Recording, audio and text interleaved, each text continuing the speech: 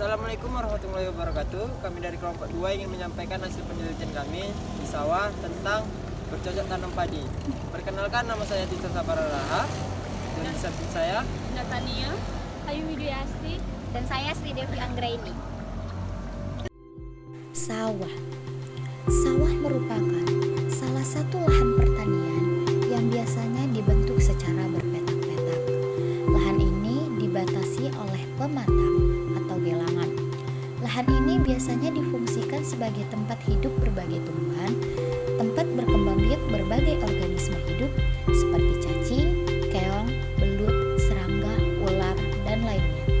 Selain itu, lahan ini digunakan untuk menjadi sumber pangan dan sebagai lapak pekerjaan bagi sebagian petani. Adapun tanah merupakan salah satu komponen penting dalam persawahan. Tanah-tanah sawah biasanya berciri-cirikan debu, pasir, dan liat. Tanah ini biasanya dihasilkan dari hasil olahan manusia, yang artinya sifat tanahnya sangat dipengaruhi oleh perbuatan manusia.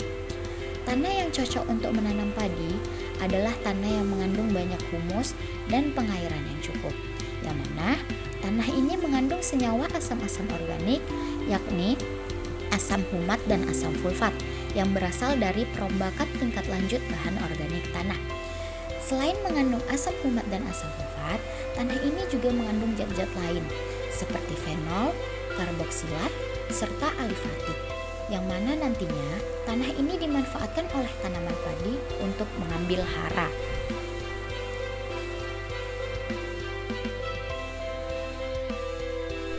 Adapun air dalam persawahan biasanya dimanfaatkan untuk membasahi tanah sehingga tanah akan mudah untuk ditanami.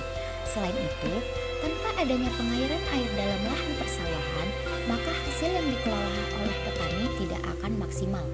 Biasanya, air-air yang tersedia ini berasal dari curah hujan, yang mana rumus kimianya biasa kita kenal dengan CH, kemudian berasal dari air permukaan, air tanah yang dirumuskan dalam bentuk rumus H2O dengan perbandingan berat dari unsur 47% oksida silinium atau yang dikenal dengan SiO2, 39% oksida aluminium atau yang dikenal dengan A12O3, dan 14% air atau yang dikenal dengan H2O. Dan kemudian berasal dari air mata air, yang mana air ini mengandung mineral yang baik untuk kesehatan tubuh dan mengandung kandungan O2 yang tinggi, yang nantinya air ini jika dikonsumsi akan terasa lebih segar.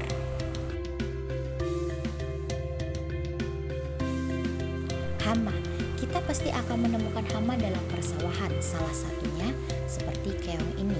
Hama ini dapat dibasmi dengan pestisida. Hama ini biasanya merusak tanaman dengan cara memarut jaringan tanaman dan memakannya, kemudian menyebabkan adanya bibit yang hilang pada tanaman. Hewan ini bersifat herbivor, yaitu pemakan segalanya. Makanan yang disukai biasanya tanaman yang masih muda seperti bibit padi, sayuran, dan eceng gondok.